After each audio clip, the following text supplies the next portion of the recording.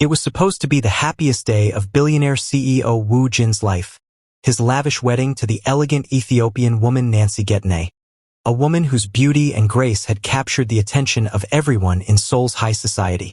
The venue glittered with chandeliers, white roses lined the aisles, and reporters filled the air with camera flashes. Among the crowd stood Woo Jin's most trusted friend and best man, Young Jae, a quiet but brilliant business strategist who had been with Woo Jin through every storm. No one, not even Woo Jin himself, knew that deep inside Young Jae's heart burned a love he had buried for years, a love for Nancy. As the ceremony reached its climax, the priest invited the bride and groom to share their first kiss as husband and wife. Everyone rose to their feet, applauding, cheering, the orchestra swelling in joy. But chaos began quietly.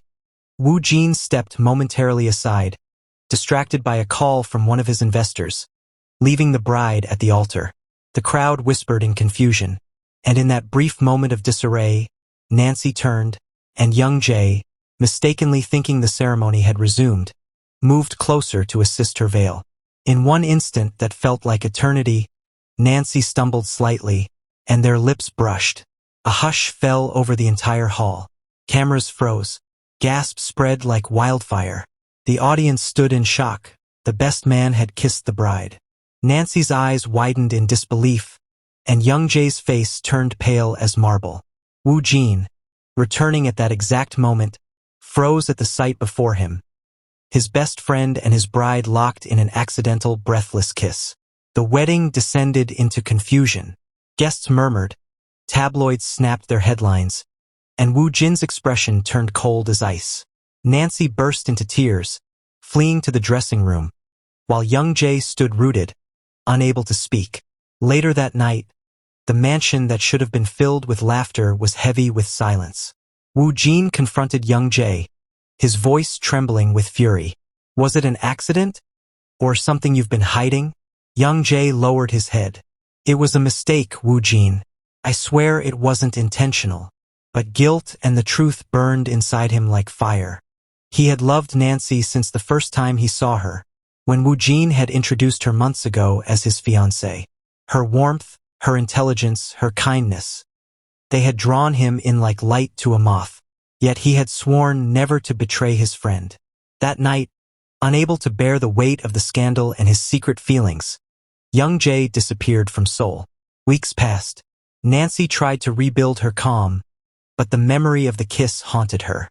Woo Jin forgave her quickly, believing her innocence, but his heart remained restless. He couldn't ignore how broken Young Jae looked that night, nor the strange sorrow in Nancy's eyes when his name was mentioned. Months later, Young Jae returned.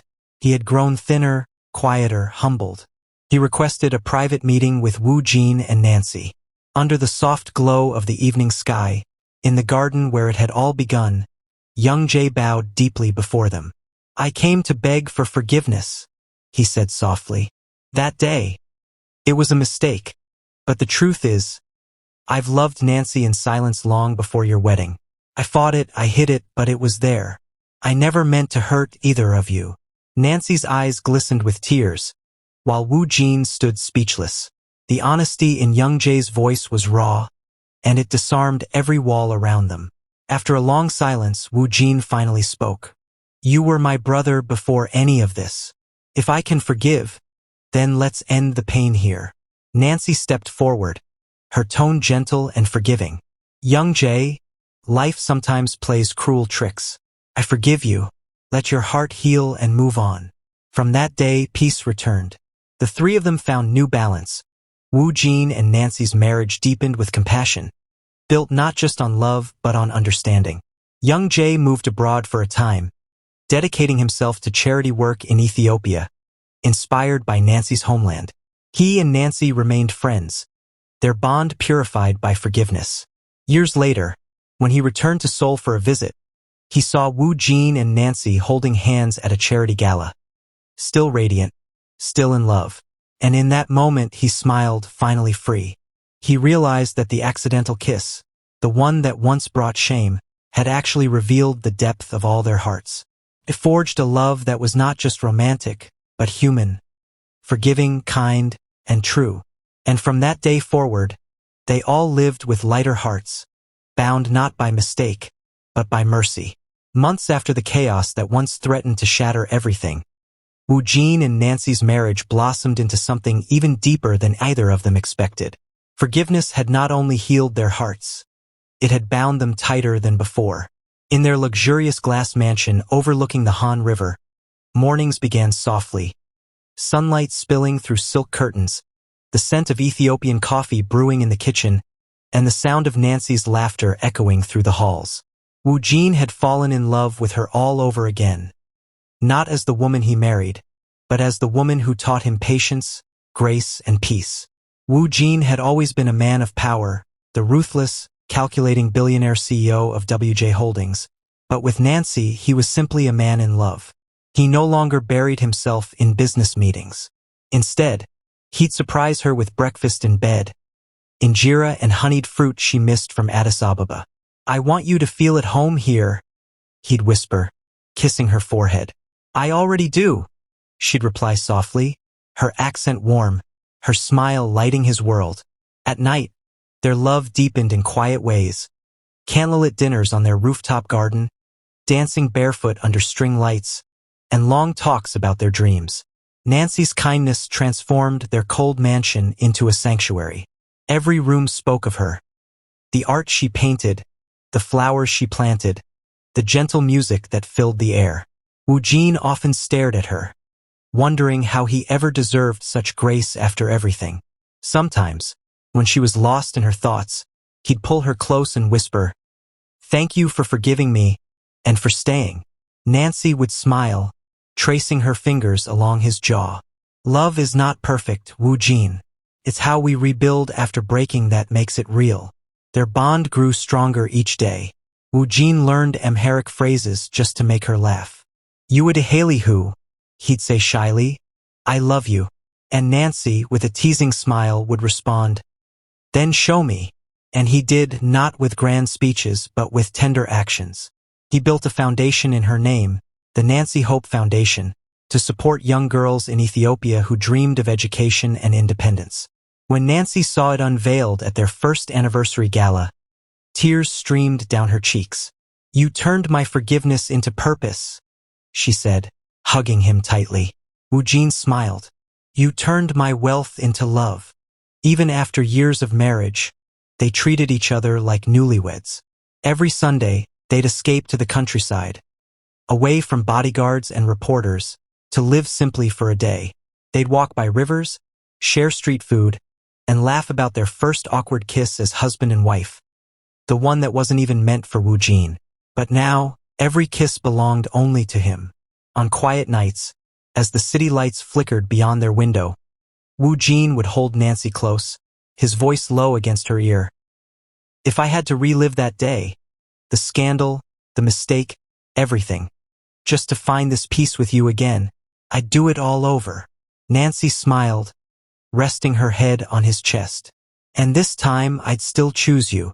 And as the rain gently fell outside, they sealed their promise with a slow, tender kiss, not born from confusion or guilt, but from love that had been tested, forgiven, and reborn. Their marriage became a quiet legend in Seoul, not because it was perfect, but because it proved that true love isn't about never falling. It's about always finding your way back to each other. Woojin and Nancy's home became more than just a mansion. It became a symbol of peace, love, and unity. Nestled on the quiet hills above Seoul, the glass-walled residence shimmered at sunrise and glowed with soft golden lights at night, a reflection of the warmth that lived within its walls. Every corner of the house carried a piece of their story, the love that grew out of forgiveness and matured into greatness. Nancy's touch transformed the house into a living dream. The once cold, minimalist rooms now breathed with color and soul.